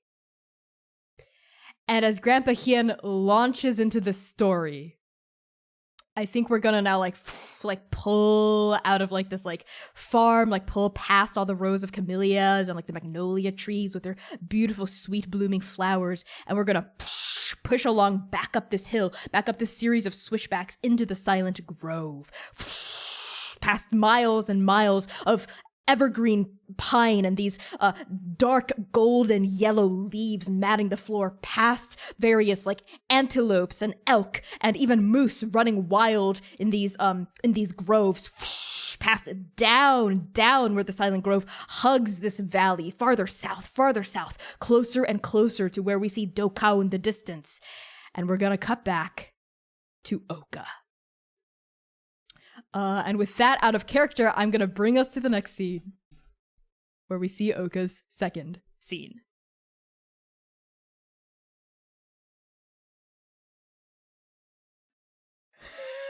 You, for our podcast listeners, C is flipping me off. The double bird, flipping me the double bird.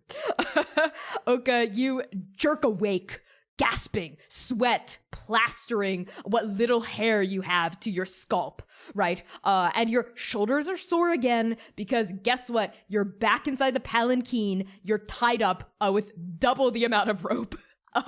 As the first time you woke up, the jostling, like gentle, rhythmic, like lunging of the palanquin, I think, like is almost calming. Again, sort of almost like being rocked to sleep in a hammock, right? Except this hammock is being borne by no fewer than 4 of Queen Moa Guilin's own flesh construct servants, right? Now you know that's what's up. So you look around like the interior of this palanquin, these like wood lattice windows pouring light, streaming light in through like the breaks in the lattice, the sheer chiffon curtain sort of blowing the breeze. Whatever damage you seem to have dealt the palanquin seems to have been completely magically reversed, right? Like you busted through the wall, but the wall looks totally fine, etc.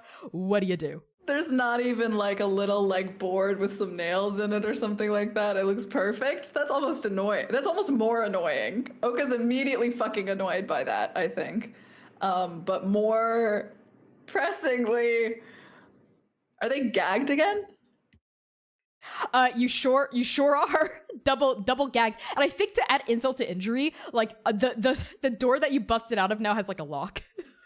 there's like a single lock on it.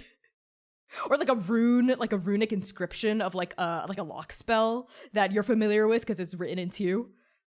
Like that's gonna fucking keep me in, Connie. As if. Well, let's see here. Oka wakes up gasping. They like they are moving their arm to reach for the dream, and it's gone. And they flutter their eyes, and they're back in that stupid fucking palanquin, for fuck's sake, with the stupid fucking rope. And it's just like, and they immediately tear out of it. They just fucking tear, like shred it, like the blood magic comes out. They fucking shred it as fast as they fucking can in one go. Okay.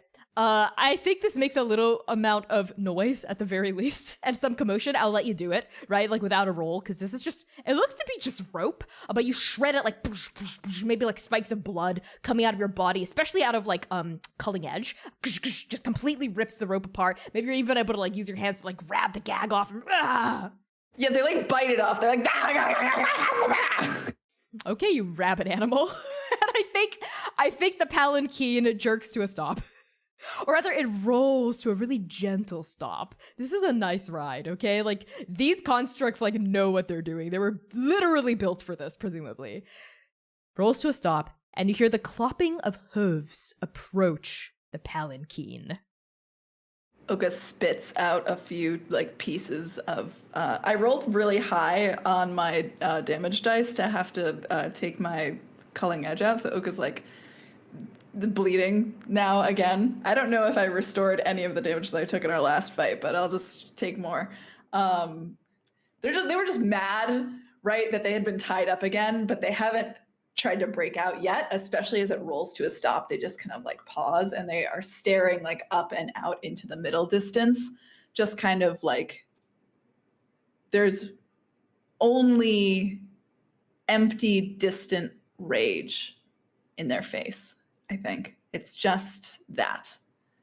Like there's no deeper thing happening yet. It's like the quiet where you can hear the thunder rolling in the distance, but the pressure hasn't dropped where you are yet. You can only hear what is about to be the biggest fucking storm of your life. Oka's biggest bitch fest looms on the horizon as the clopping sort of draws to a stop. And you hear a familiar modulated voice, right? Now muffled behind a mask and also like the doors of the palanquin go. You're awake again. Good.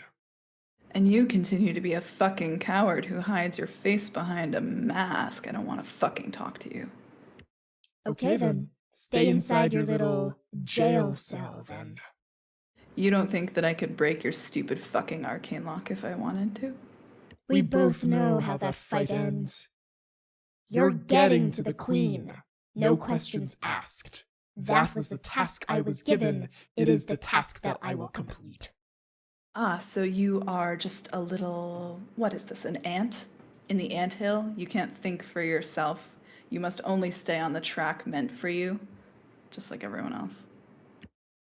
If I am an ant, then you are the piece of dead meat I carry back to our queen. Have you ever tried making something bleed for yourself? It's what I do. You know nothing of me. I know enough of you. A pause as you hear like the horse nicker and sort of like shift its weight, as presumably the rider is sort of like turning the horse around. And then you hear a poof poof as boots hit the ground. And presumably this masked person is like hopping off the horse. Are you like looking through like the cracks in the lattice to see like if they're approaching? It's like their pride, like they can't be looking because now it's like a pride thing. It was like a bitch fest looming on the horizon, and it's the same still, but now they're like, fuck you. They're like are glancing only out of the side of their eye, but they're not turning their face to profile, even if the door opens. You see the mask sort of like in your peripheral vision, like break up, like the outdoors, right? Like beyond it, and like the mask looms up, and like a breeze comes in, and you smell. I think you smell like the forest, but you also smell something else, which is maybe like smoke. Not like wildfire smoke, but like smoke from homes.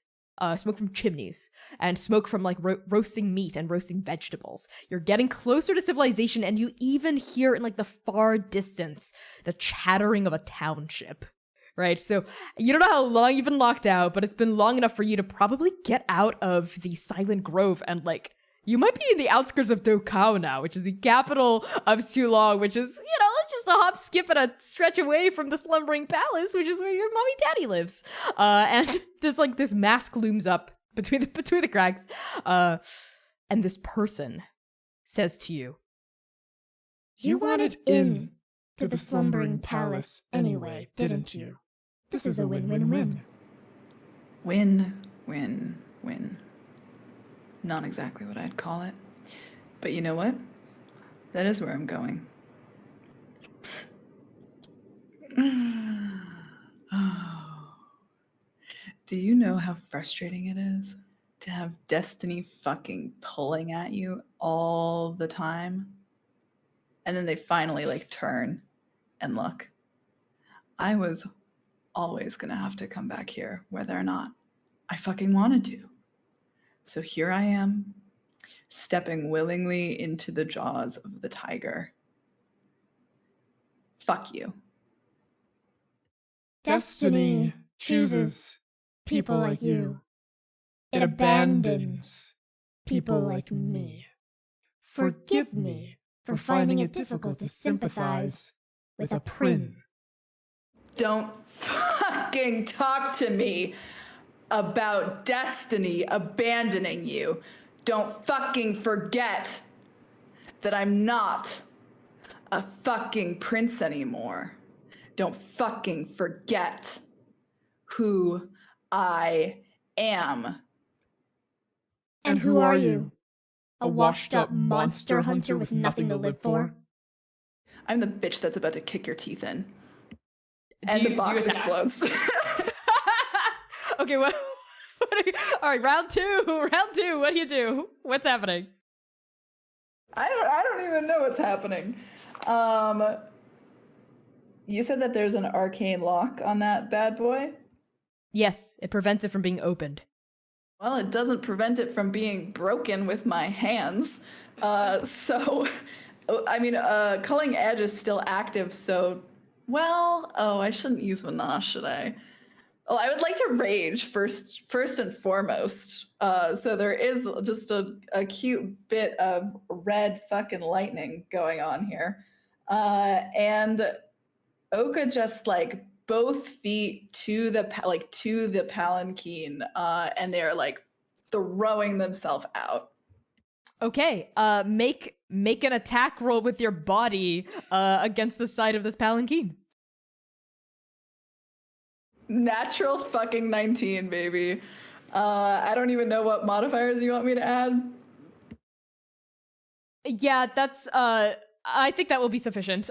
So your body busts through the side of the palanquin, and your skin crackling with red lightning as you just shoot out of this like vestibule, and this person is right there. So I think you hit them in another explosion of wood. You hit them and just make a grapple check. So that's athletics versus their athletics or acrobatics.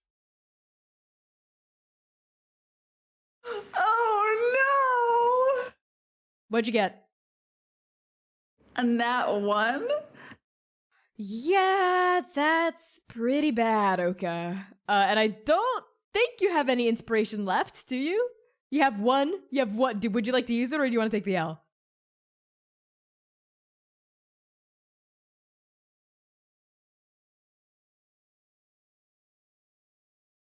Take the L. For our podcast listeners who didn't hear any of that, or for our stream listeners who are not looking at the video, C just went before like unmuting their mic and making a decision. So you're taking the L? Yeah. Yeah. I think it's just an explosion of rage less than an attack. Okay, I like that. The rage explodes off of your body and out into the world. As lightning just ricochets off of your skin, you let out like a soundless, like a wordless roar, and you barrel into this person, like limbs flailing. You're just kind of like impaled on your own anger. And you thrust yourself at them, and you hit them hard, and bam, the two of you crash into the ground, and you're rolling around on the ground. Their horse sort of nickers and sort of stomps their feet, right? And as I think you roll under the horse's legs, and I think your nat 1 comes when they flip you over, and the horse kicks you. The horse is the one who knocks you out this time. The horse just kicks you in the head. You don't want to, you know. Remember, you're muted. You're muted. You're muted. You're muted. They're not even gonna say something sexy while they're like holding me down. Come on! I don't want to get knocked out by a horse. My HP is not down. I'm not taking that much of an L. I refuse to take that L. Okay, sounds good. So maybe instead you're like rolling under like the horse's legs, and you roll out to the other side, and you're like attacking and punching and scratching. It's real dirty, right? This is not Federation approved like grappling here. And they finally they pin you down, and they have a dagger at your throat now. They materialize it out of thin air, and it's an obsidian blade, right? With like azure like etchings like down the side, sort of crackling with this blue energy. They press it like under the crook of your throat, and they like try to like push your chin up from where they're pressing this blade. You can feel like cold, like magical energy just vibrating off of this blade. And I think maybe like even like you can sort of see like mist frosting off of like the surface of the blade, right? That's like almost like dry ice. Like that's how cold it is. And they press it against your blade, and they say, "Stop struggling. You speak so much of destiny, how you're inexorably drawn back to the palace, and yet you struggle against it. What would you call that other than desperation?" Not being a fucking ant. Well, this ant's got you pinned down, and I will not hesitate to show you pain before bringing you to the palace. Come quietly, or we'll have to do this the hard way. Do I really, really look like somebody who's afraid of pain? a pause, and then you okay, I'm just gonna make a roll. Okay. You feel the blade against your throat sort of like relax just a little bit. And I think you see like those eyes like behind the mask that you saw when you tore the mask off, right? You see those eyes sort of like come through like in the shadows. And there's like something in them that's sort of like searching your face. Something that's like more than just this like cool, badass, I don't care, I'm gonna sword for hire, dagger for hire sort of like persona they've been putting on. Roll insight. God damn it. I will be using my point of inspiration for this. 18. With an 18, I'll tell you something, and you can ask 2 follow-up questions. You can hold 2 until the end of this extended scene, whether it's the end of this actual scene or like when you and them part ways in whatever way that means. What I'm going to tell you is this. They don't like you. Okay, they don't like you. They think you're annoying, sort of like Boa. They dislike you. Yeah, it's because I'm an insufferable asshole. At least you're self-aware, Oka. But there's something else. There's almost an expression of concern in their eyes, like genuine concern. Not for you, but for something else that might be more important, not to them, but to you. And you see there's like a conflict in their eyes. They're not sure if they should tell you this, right? Like not because they like you, but because of concern for this other thing. You may ask up to 2 follow-up questions. Do I know them? Is that number 1? No. They are as a stranger to you. I've like never seen them anywhere in the palace ever before. Okay, fine. I'll throw you a bone. You've seen them once. You didn't recognize them at first because the scars knew, right? It really marred their face. The scars knew, took out a chunk of their nose, but now you're starting to place it. You don't know. I'll have you make like an intelligence check to see if you can recall their name, but before you make that check, I'll tell you the context in which you've seen them. You've seen this person. Now it's like clicking together in your memory. You've seen this person maybe like, oh God, I don't know. Before you left, so over 7 years ago, maybe 9 years ago, 8 or 9 years ago, being escorted. They're a commoner. But they were escorted into Queen Mogwilin's like private like chambers. Not in like a sex way or anything like that, but like for like a private audience. Just, I don't know, I feel like I need to clarify when I say private chambers. I was not, well, now I'm thinking about it, but I wasn't before. Anyway, just so we're completely on the same page, not for sex reasons, but for other reasons, this commoner had somehow attained a private audience with Queen Mogwelin at least 8 or 9 years ago. So them working for the queen is not like they got hired yesterday or something like that. They have some sort of relationship with her. They're not sure what exactly the contours of that relationship look like. Second question. Or if you want to try to place their name first, you can roll an intelligence check. Yeah, let me place that name with my high intelligence rolls, baby! Wow. I really fucked myself, didn't I? It's the 2. Plus 9. I don't think so. No, like you're something that starts with like an S noise, right? But other than that, you can't really squeeze out like an actual name. That's fair. Oka's smart, but not that smart. Also, they're pissed. Okay. I'm gonna hold my second question. As Oka meets this gaze, and they ask, and what are you so afraid of? Huh? All these funny little knives, all these tricks, being the perfect little, what are you, errand boy? You're a lot more afraid of pain than I am, aren't you? Roll intimidation. And Oka, this might be the first charisma roll I've asked for since Arc 3. So, no? You asked last time too. I rolled pretty well. Oh, okay. So actually, do you want to like tell me like what's helping you suddenly get a lot more charismatic as you make this roll? Well, I have a cute little earring. And I think there's something about it that glows. As Oka speaks now, the framing of their words in their mouth, they're still an unlikable asshole, but there is something when they speak from the heart that resonates, I think, deeper, like almost like an amplification, not literally, but almost emotionally, that this little like magical gem like kind of like tenses the weave like around the way that they speak. And I will roll that good intimidation. Natural 20, my good bitch, plus 4, 24. Wow, okay, a 24. I guess I gotta give it to you then. As you look up at this person, they... like, you see, like, the hand holding that dagger, like, tightens, and you can feel the blade quivering against your throat. And then they sort of, like, relax it some more, and, like, they actually let you go. They poof, like, the dagger poofs away.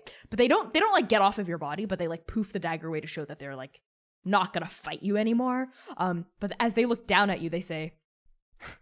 I'm not scared of pain. Against myself, I'm...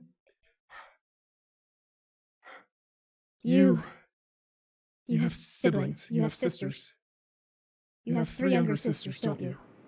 Yes.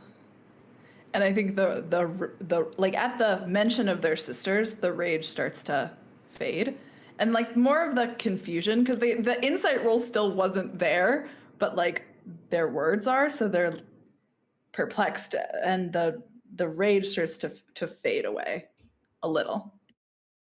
And they know you're alive. After 7 years, 2 of them found you, and they know you're alive. I hate that you know that.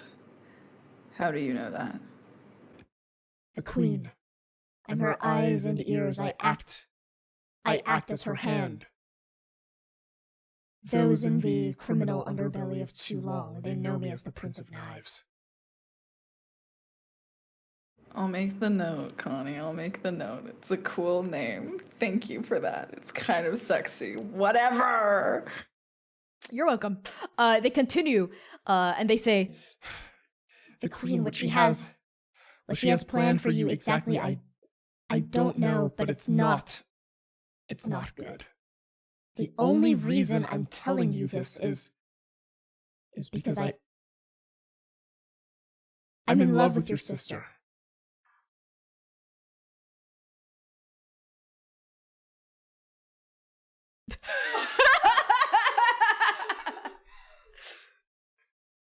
You wanna unmute there, buddy? You wanna give us a reaction?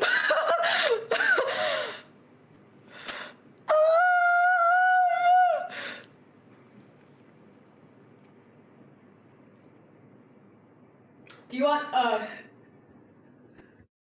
do you want me to keep talking as Oka's maybe reeling, like in character also, like Oka blue screens. Oka, it's like there was this whole thing, right, where they're like they learned a fucked up thing, right, and they just woke up and they're taking all of this years and years of pent up rage is about to spill over, and then it's just gone, and it's like this is the final needle on the haystack of needles that Oka carries around on their body that has just they're broken. They're totally broken, and they don't say anything. They just stare, and all of the rage, it's like sad. It's like they just like go slack and look. Toya Hyun, the flower of the palace, she's beautiful, and that's not what matters here. What matters is this: if you die, you break her heart. And I can't have that blood on my hands. And then all the rage comes back immediately, and Oka punches him in the face. oh my god. I was like, see, let's record like a quick little scene. Let's get you from point A to point B. You're like, no, I want to roll initiative, motherfucker. I'm rolling initiative, motherfucker. So why don't you, Jesus. Okay, let's let's do this. Let's make it fast. Make an attack roll. Make an unarmed strike. I don't hit. I miss.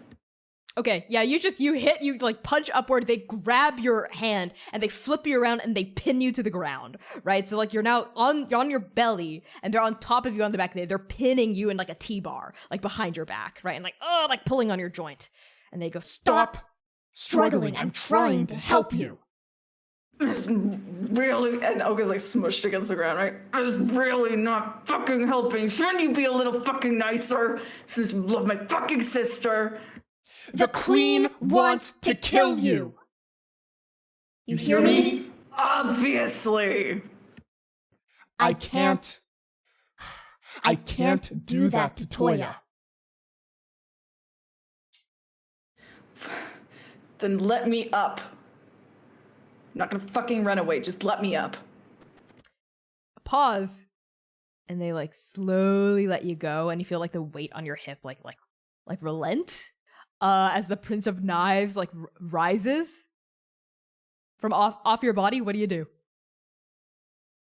Oka leans back up, wipes. I think there's just like a dirt smear across their face from being like pushed into the ground.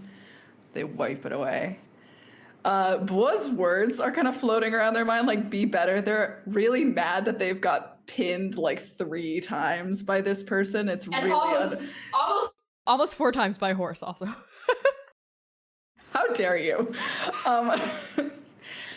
But there's there's too much, right? So they just kind of sit up, and then both of their hands just kind of go to their temple, and they wipe a little bit of blood out from underneath their nose.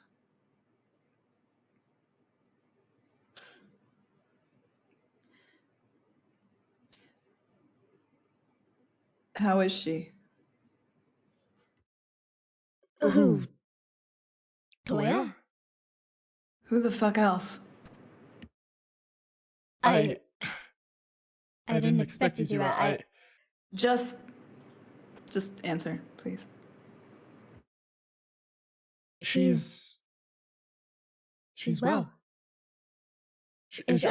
Actually, she's planning a party right now, a ball, a soiree for some of the other heirs and their families and their friends. She's been blowing everyone in the palace away with her calligraphy. I hear it's even better than the dream prophets. She's been taking Guzhin lessons. She's been fencing. She's been learning to fight. All well-rounded aspects to a court lady. That sounds like Toya. She didn't believe them, you know? She didn't believe your other sisters when they said that you were alive.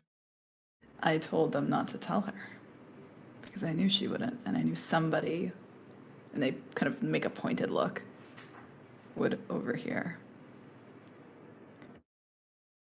But they never listen, do they?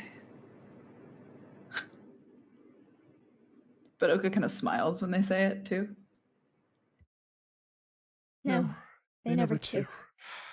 I have younger siblings of my own. I know how it is.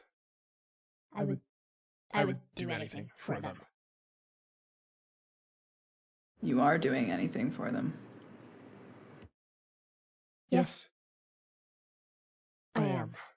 And I have. And I will. Truce, then. You're taking me where I need to go. Truce. But I'm not going to see the queen when we get in the palace. I know very well that she wants me dead. And I can't let that happen. And I think you understand why. Not for yourself, but for them.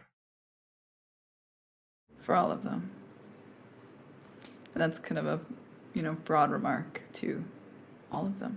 All the promises Oka has made to return.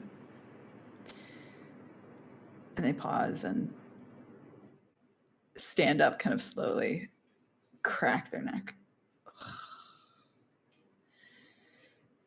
Are you familiar with the palace grounds well? Of course I am. I'm the queen's eyes and ears. Oh, shut up about being the queen's eyes and ears. It's not special. Well, you're her. And they compare you to a part of a person's body that I cannot repeat on stream. Oka spits. And they look. At least I wear my scars with pride. There's nothing honorable about these scars. You weren't supposed to see that. Yeah. Well, we have that in common as well, don't we? Anyway, there's a hawthorn tree halfway through the second palatial garden that you'll need to take if you're going to Queen Mulgulin's quarters. It is a superb, perfect tree. It has always been my favorite tree. And it's my favorite tree because it has a perfect block on all sight lines from all guard posts, towers. At least it did 7 years ago. And that's where I'm going to break out of your stupid fucking palanquin again. And it won't be your fault. And I'm going to make my way where I need to go. Fine. I didn't hear anything, and you certainly didn't tell me. Now get back inside the palanquin. I would like to walk. We're getting close to the outskirts of Dokao now. The spies of the palace of Dokao are everywhere. I can't risk anyone else seeing you outside. Get inside the palanquin now. Right, and one of Queen Muogolin's beautiful fucking palanquins that's so perfect, isn't it? Isn't going to draw any attention. The point is to blend in by sticking out. People recognize these constructs of Mogwalian. They'll make way through the streets. We'll get to the palace fast. I have credentials. They'll let us in through the walls. Oka rolls their eyes and steps up and through the like literally shattered hole in the side of the palace. They kind of like lift themselves up and they like slump down. And they take a moment to look out one of the windows, kind of back where they came from toward the Silent Grove, where they know their party must be. And they just kind of take like one long look and they bite the inside of their cheek a little bit before turning back to the Prince of Knives. What the fuck are you waiting for? Let's go. And on that, I think we can end like this scene with Oka and the Prince of Knives as like these four like flesh constructs like hoist right the palanquin back up, and the Prince of Knives sighs and turns to like the hole blasted through the palanquin, and like their hands start brimming with magic and the weave tightens as they begin to try to fix it. And we're gonna like pull away and like out of this palanquin, like out above like the sweeping emerald forest of the Silent Grove, to see in the near distance, a mere handful of miles away, to the south, the capital city of Dokao. Let's go, baby!